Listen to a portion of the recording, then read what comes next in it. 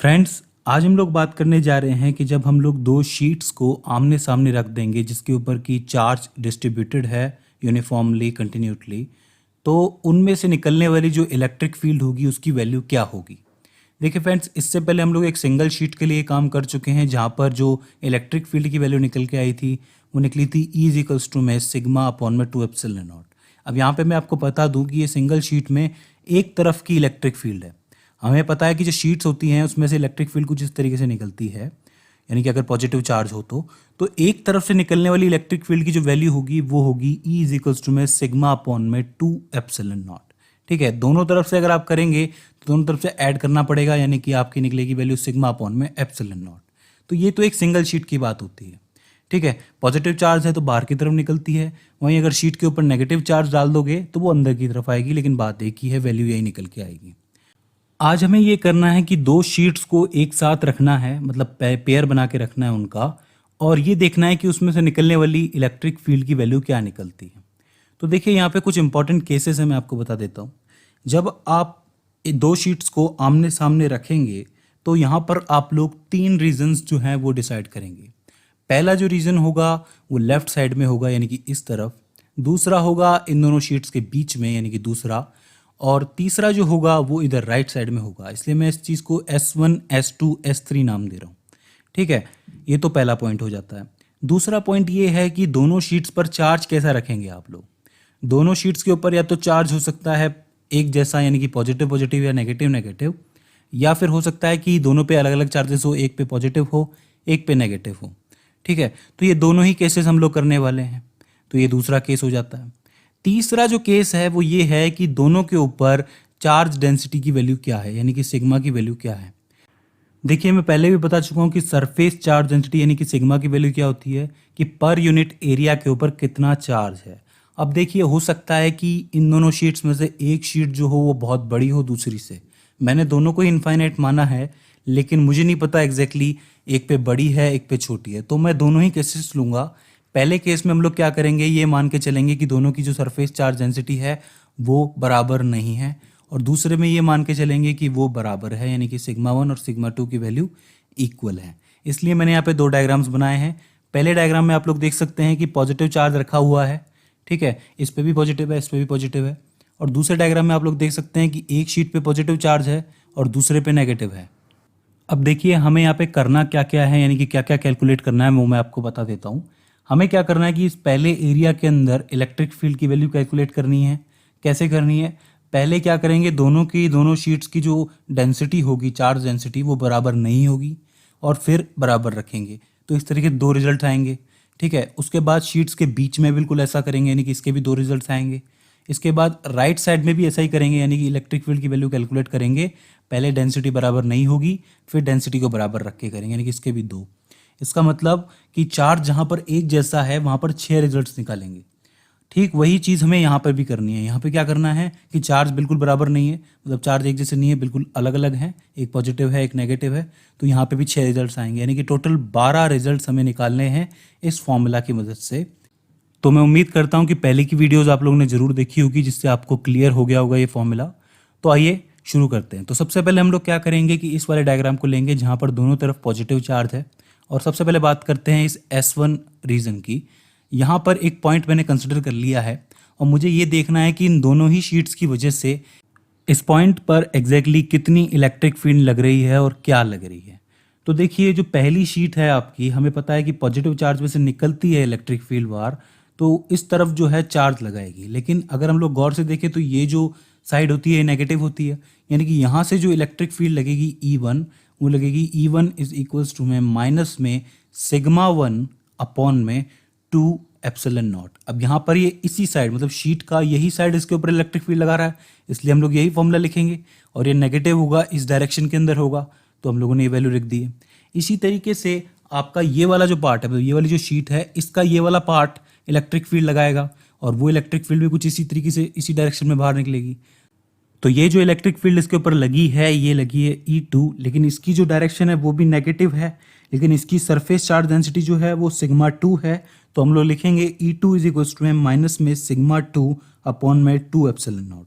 तो हमारे पास E1 और E2 की वैल्यू आ गई। हमें क्या करना है कि इस पॉइंट पर टोटल इलेक्ट्रिक फील्ड की वैल्यू निकालनी है, तो दोनों को जोड़ दो, यानी कि total E is equals to में E1 प्लस E2। तो यहाँ पर वैल्यू रखेंगे E इज इक्वल्स टू में यहाँ पे माइनस का सिग्मा 1 अपॉन में 2 एप्सिलॉन नॉट, ठीक है, और यहाँ पर माइनस में सिग्मा 2 अपॉन में 2 एप्सिलॉन नॉट। अब हमें माइनस का 1 अपॉन में 2 एप्सिलॉन नॉट तो बाहर आ जाएगा, तो ये बाहर निकाल लिया, और अंदर जो है वो रह जाएगा सिग्मा 1 प्लस सिग्मा 2, क्योंकि माइनस एक साथ ही बाहर ले लिया है मैंने। तो ये तो वो केस हो जाएगा जहाँ पर डेंसिटी की वैल्यू बराबर नहीं है। माना कि इसके ऊपर सिग्मा 1 है और इसके ऊपर सिग्मा 2 है। अब हम क्या करें कि अगर दोनों को बराबर मान लें, यानी कि सिग्मा 1 और सिग्मा 2 को बराबर मान लेते हैं, तो वैल्यू बराबर मान ली, तो यहाँ पे लिखूंगा E इज इक्वल्स टू में माइनस में यहाँ पे अंदर जो है सिग्मा और सिग्मा जुड़ जाएगा, तो 2 सिग्मा अपॉन में 2 एप्सिलॉन नॉट, 2 से 2 कैंसिल आउट होगा, तो वैल्यू निकलेगी माइनस में सिग्मा अपॉन में एप्सिलॉन नॉट। यानी कि इस केस में लेफ्ट साइड में जो वैल्यू निकल के आई है इलेक्ट्रिक फील्ड की, वो निकली है माइनस का सिग्मा अपॉन में एप्सिलॉन नॉट। अब हम क्या करेंगे, दूसरे केस में यहाँ पर हम बीच में लेंगे, मतलब ये विदिन, यानी कि इन दोनों के बीच में, शीट के बीच में क्या इलेक्ट्रिक फील्ड लगेगी। तो यहाँ पर एक पॉइंट मान लेते हैं। पॉइंट में क्या होगा कि ये वाली जो शीट है, इसका ये वाला जो पार्ट है वो इसके ऊपर इलेक्ट्रिक फील्ड लगाएगा E1, जिसकी वैल्यू होगी E1 इज इक्वल्स टू में सिग्मा 1 अपॉन में 2 एप्सिलॉन नॉट, और ये वैल्यू प्लस में होगी क्योंकि इस तरफ है ये वैल्यू, ठीक है। वहीं ये जो आपका दूसरा वाला शीट है, यानी कि दूसरी शीट है, इसका ये वाला जो पार्ट है, ये भी इस पॉइंट के ऊपर इलेक्ट्रिक फील्ड लगाएगा कुछ इस डायरेक्शन के अंदर। अब ये डायरेक्शन माइनस की है, इसलिए E2 इज इक्वल्स टू में माइनस का सिग्मा 2 अपॉन में 2 एप्सिलॉन नॉट। टोटल हमें इलेक्ट्रिक फील्ड निकालनी है इस पॉइंट के ऊपर, तो E इज इक्वल्स टू में E1 प्लस E2, तो E इज इक्वल्स टू में सिग्मा 1 अपॉन में 2 एप्सिलॉन नॉट माइनस में सिग्मा 2 अपॉन में 2 एप्सिलॉन नॉट। तो होगा क्या, यहाँ पे 1 अपॉन में 2 एप्सिलॉन नॉट तो कॉमन आ जाएगा, तो E इज इक्वल्स टू में 1 अपॉन में 2 एप्सिलॉन नॉट ब्रैकेट के अंदर सिग्मा 1 माइनस सिग्मा 2। तो ये वैल्यू निकल के आई है बीच में। कब, जब दोनों की डेंसिटी बिल्कुल बराबर नहीं हो, मतलब अलग अलग हो।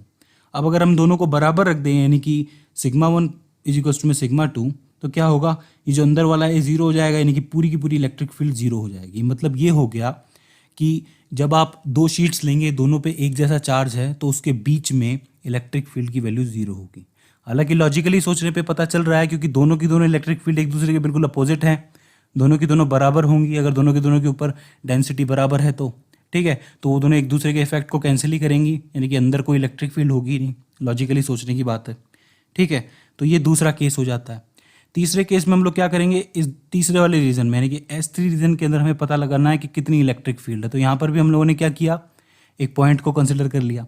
अब पॉइंट को कंसिडर कर लिया, तो ये वाली जो शीट है, पहली वाली शीट है, ये कुछ इस डायरेक्शन में इस तरीके से इसके ऊपर इलेक्ट्रिक फील्ड लगाएगी। E1 इज इक्वल्स टू में सिग्मा 1 अपॉन में 2 एप्सिलॉन नॉट। ये प्लस में होगा क्योंकि डायरेक्शन प्लस की तरफ है। इसी तरीके से ये जो दूसरी वाली शीट है, ये भी इसके ऊपर इलेक्ट्रिक फील्ड लगाएगी कुछ इस तरीके से E2 इज इक्वल्स टू में सिग्मा 2 अपॉन में 2 एप्सिलॉन नॉट। अपने पास E1 और E2 आ गया, टोटल वैल्यू निकालनी है तो दोनों को जोड़िए, यानी कि E इज इक्वल्स टू में E1 प्लस E2।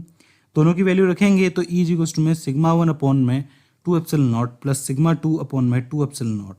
यहाँ से 1 अपॉन में 2 एप्सिलॉन नॉट बाहर आ जाएगा, अंदर आ जाएगा सिग्मा 1 प्लस सिग्मा 2, ठीक है। ये वाला केस हो जाता है। अब वहीं अगर आप डेंसिटी को बराबर कर दें, यानी कि सिग्मा 1 इज इक्वल्स टू में सिग्मा 2, तो वैल्यू को जब आप लोग जोड़ेंगे तो E इज इक्वल्स टू में 2 सिग्मा अपॉन में 2 एप्सिलॉन नॉट, 2 से 2 कैंसिल आउट हो जाएगा, तो वैल्यू निकलेगी सिग्मा अपॉन में एप्सिलॉन नॉट। तो आप लोग समझे कि इस केस में क्या हुआ। इस केस में हम लोगों ने दो शीट्स ली, दोनों के ऊपर बराबर एक जैसा चार्ज डाला। तो अगर इन दोनों की डेंसिटी अगर बराबर नहीं है तो ये रिजल्ट्स आए। हालांकि ये इतने इंपॉर्टेंट नहीं है, रिजल्ट्स ये वाले इंपॉर्टेंट है। जब दोनों की डेंसिटी बराबर है तो हमें पता चलता है कि लेफ्ट साइड में माइनस का सिग्मा अपॉन में एप्सिलॉन नॉट की इलेक्ट्रिक फील्ड है, राइट साइड में प्लस का सिग्मा अपॉन में एप्सिलॉन नॉट की वैल्यू है, और दोनों शीट्स के बीच में इलेक्ट्रिक फील्ड है ही नहीं, जीरो है बिल्कुल।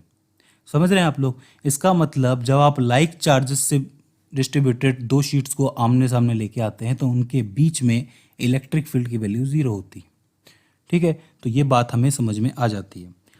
हम बात करते हैं हमारे दूसरे केस के बारे में, जिसमें जो शीट्स होंगी उनके ऊपर जो चार्ज होगा वो अनलाइक होगा, यानी कि एक के ऊपर पॉजिटिव और दूसरे के ऊपर नेगेटिव। वहाँ पर जो देखना है कि इलेक्ट्रिक फील्ड कहाँ पे क्या होती है, उसकी वैल्यू हमें कैलकुलेट करनी है। तो ये केसेस बहुत इंटरेस्टिंग होंगे, ज़रा गौर से देखिएगा। इस डायग्राम के अंदर हमें तीन रीजन्स देखने को मिलते हैं। एक होगा S1, दूसरा होगा S2 और तीसरा है S3। ठीक है, इस वाली शीट पे हम लोगों ने पॉजिटिव चार्ज मान लिया है और इस वाली शीट पे नेगेटिव चार्ज मान लिया है। अब हमें क्या करना है कि लेफ्ट साइड में यानी कि यहाँ पर S1 में इलेक्ट्रिक फील्ड की वैल्यू कैलकुलेट करनी है, तो एक पॉइंट मान लिया मैंने। अब मुझे पता है कि ये जो मेरा पॉजिटिव वाली जो शीट है, इसका जो ये वाला पार्ट है, इसके ऊपर इलेक्ट्रिक फील्ड की वैल्यू इस तरफ लगाएगा, यानी कि E1 इज इक्वल्स टू में माइनस का सिग्मा 1 अपॉन में 2 एप्सिलॉन नॉट। क्यों? क्योंकि इस तरफ इसकी डायरेक्शन नेगेटिव मानी जाएगी। वहीं ये जो मेरी नेगेटिव वाली शीट है, इसका जो ये पार्ट है, इसके ऊपर ये किस तरीके की इलेक्ट्रिक फील्ड लगाएगा? हमें मालूम है कि जब भी नेगेटिव चार्ज होता है तो उसके अंदर इलेक्ट्रिक फील्ड जाती है, ना कि बाहर आती है। तो इसके ऊपर जो इलेक्ट्रिक फील्ड लगेगी कुछ इस तरीके से अंदर की तरफ लगेगी इस एरिया में। तो इसकी जो डायरेक्शन है वो पॉजिटिव हो गई। अब पॉजिटिव डायरेक्शन हुई है तो वैल्यू लिखेंगे हम लोग E2 इज इक्वल टू में सिग्मा 2 अपॉन में 2 एप्सिलॉन नॉट। तो हमारे पास दोनों इलेक्ट्रिक फील्ड की वैल्यू आ गई। अब हम क्या करेंगे, दोनों के दोनों को जोड़ देंगे, यानी कि E इज इक्वल्स टू में E1 प्लस E2। दोनों को जोड़ेंगे तो पहले क्या करेंगे, लिखेंगे वैल्यू माइनस का सिग्मा 1 अपॉन में 2 epsilon naught plus sigma 2 upon में 2 एप्सिलॉन नॉट। यहाँ पे 1 अपॉन में 2 एप्सिलॉन नॉट कॉमन आ जाएगा, यानी कि बाहर, यानी कि E इज इक्वल्स टू में 1 अपॉन में 2 एप्सिलॉन नॉट। अंदर होगा सिग्मा 2 माइनस सिग्मा 1। ठीक है, क्योंकि यहाँ पे माइनस के अंदर ये प्लस के अंदर है सिग्मा, तो इसलिए ये वैल्यू निकल के आएगी। और यहीं पे अगर हम लोग सिग्मा 1 और सिग्मा 2 की वैल्यू बराबर रखते हैं तो क्या होगा, ये अंदर वाला पार्ट पूरा जीरो हो जाएगा, यानी कि E इज इक्वल्स टू में जीरो। इसका मतलब ये हुआ कि इस केस में लेफ्ट साइड में जो आपके इलेक्ट्रिक फील्ड की वैल्यू है वो बिल्कुल जीरो हो जाती है। तो ये बात हमें समझ में आ गई। अब अगला केस देखते हैं, यानी कि इन दोनों के बीच में क्या इलेक्ट्रिक फील्ड होगी वो देखना है हमें। तो हम लोगों ने क्या किया कि बीच में एक पॉइंट कंसिडर कर लिया। अब हम देखेंगे कि इसके ऊपर ये दोनों शीट्स किस तरीके की इलेक्ट्रिक फील्ड लगा रही हैं। तो इस पॉइंट पर ये वाली जो पॉजिटिव वाला जो शीट है उसका ये वाला जो पार्ट है, ये इलेक्ट्रिक फील्ड E1 लगा रहा है और E1 की वैल्यू होगी सिग्मा 1 अपॉन में 2 एप्सिलॉन नॉट। ये प्लस में होगी क्योंकि इस तरफ है इसकी डायरेक्शन। वहीं जो हमारी नेगेटिव वाली शीट होगी वो कुछ इस डायरेक्शन के अंदर इसके ऊपर इलेक्ट्रिक फील्ड लगाएगी, तो इसकी वैल्यू होगी E इज इक्वल्स टू में सिग्मा 2 अपॉन में 2 एप्सिलॉन नॉट। और ये भी प्लस में होगी क्योंकि डायरेक्शन इस तरफ जा रही है। दोनों के दोनों मिल गए हमें electric field. Total electric field निकाल लिए, दोनों को जोड़ दो, यानी कि E इज इक्वल्स टू में E1 प्लस E2। तो वैल्यू जोड़ेंगे, E is equals to sigma 1 upon में 2 epsilon naught plus sigma 2 upon में 2 एप्सिलॉन नॉट। यहाँ पे 1 अपॉन में 2 एप्सिलॉन नॉट जो है कॉमन है, बाहर आ जाएगा, यानी कि E इज इक्वल्स टू में 1/2 एप्सिलॉन नॉट। यहाँ पे ब्रैकेट में बचेगा सिग्मा 1 प्लस सिग्मा 2। तो ये तो केस तब होता है जब डेंसिटी की वैल्यू बराबर नहीं है। जब दोनों की डेंसिटी की वैल्यू बराबर रख दोगे, यानी कि सिग्मा 1 इज इक्वल्स टू में सिग्मा 2, तो अंदर वाला जुड़ के 2 सिग्मा हो जाएगा। तो E इज इक्वल्स टू में 2 सिग्मा अपॉन में 2 एप्सिलॉन नॉट। 2 से 2 को कैंसिल आउट कर दीजिए तो वैल्यू निकलेगी सिग्मा अपॉन में एप्सिलॉन नॉट। इसका मतलब इस बार ये जो बीच वाला जो हिस्सा है, यहाँ पर इलेक्ट्रिक फील्ड की वैल्यू ये निकल के आई है। इसी तरीके से इस S3 रीजन की बात कर लेते हैं। यहाँ पर इलेक्ट्रिक फील्ड की वैल्यू हमें कैलकुलेट करनी है, तो यहाँ पे भी हम लोग एक पॉइंट को कंसिडर करेंगे। पहली वाली जो हमारी पॉजिटिव शीट है, इसका जो ये वाला पार्ट है, ये कुछ इस तरीके से इसके ऊपर इलेक्ट्रिक फील्ड लगाएगा, यानी कि E1 लगाएगा, और E1 की वैल्यू क्या होगी, सिग्मा 1 अपॉन में 2 एप्सिलॉन नॉट। और ये जो मेरा नेगेटिव वाला हिस्सा है, मतलब ये वाला जो पार्ट है, ये इसके ऊपर कुछ इलेक्ट्रिक फील्ड लगाएगा इस डायरेक्शन में। इस बार ये डायरेक्शन नेगेटिव की तरफ जा रही है, यानी कि इस तरफ जा रही है। तो इसकी जो वैल्यू निकलेगी E2 इज इक्वल्स टू में सिग्मा 2 अपॉन में 2 एप्सिलॉन नॉट, जो कि होगी माइनस के अंदर। ठीक है, तो अब ये दोनों वैल्यू हमारे पास आ गई। हमें क्या करना पड़ेगा, दोनों को जोड़ना पड़ेगा। तो दोनों को जब जोड़ेंगे तो E इज इक्वल्स टू में सिग्मा 1 अपॉन में 2 epsilon not minus sigma 2 upon में 2 एप्सिलॉन नॉट। 1/2 एप्सिलॉन नॉट को बाहर निकाल लीजिए और अंदर बचेगा सिग्मा 1 माइनस सिग्मा 2। ये तो वो केस हो गया जहाँ पे डेंसिटी की वैल्यू बराबर नहीं है। अब डेंसिटी की वैल्यू अगर हम लोग बराबर रख देंगे, यानी कि सिग्मा 1 इज इक्वल्स टू में सिग्मा 2 रख देंगे, तो ये पूरा हिस्सा जीरो हो जाएगा। तो आप लोग दोनों केसेस को ढंग से समझ पाएँ। दोनों केसेस में क्या हुआ, पहले केस में जब दोनों ही शीट्स के ऊपर एक जैसा चार्ज था तो बीच में तो इलेक्ट्रिक फील्ड थी नहीं, लेकिन लेफ्ट में और राइट में, यानी कि S1 और S3 में थी। और इसमें क्या हुआ, जब हम लोगों ने क्या किया कि अनलाइक चार्जेस रखे, एक पे पॉजिटिव रखा, एक पे नेगेटिव रखा, तो आसपास तो चार्ज है नहीं, यानी कि ना S1 में है ना S3 में है, लेकिन इन दोनों के बीच में चार्ज है। तो इससे आपको कुछ समझ में आया? इसका मतलब ये हुआ कि इस केस में चार्ज जो है वो दोनों के बीच में स्टोर हो गया, और चार्ज को स्टोर करने वाले डिवाइस को हम लोग कैपेसिटर के नाम से जानते हैं। किसी भी कैपेसिटर में आसानी से चार्ज को स्टोर किया जा सकता है और उसका यूज़ किया जा सकता है। तो ये किसी भी कैपेसिटर का मेन प्रिंसिपल मान के चलिए। तो इलेक्ट्रोस्टैटिक्स में हमें ये समझ में आता है, और इसके पीछे जो मेन हाथ है वो हमारे गॉस थ्योरम का है, गॉस प्रूफ का है। तो इसका मतलब गॉस की मदद से ये कंसेप्ट भी हमारा क्लियर हो जाता है।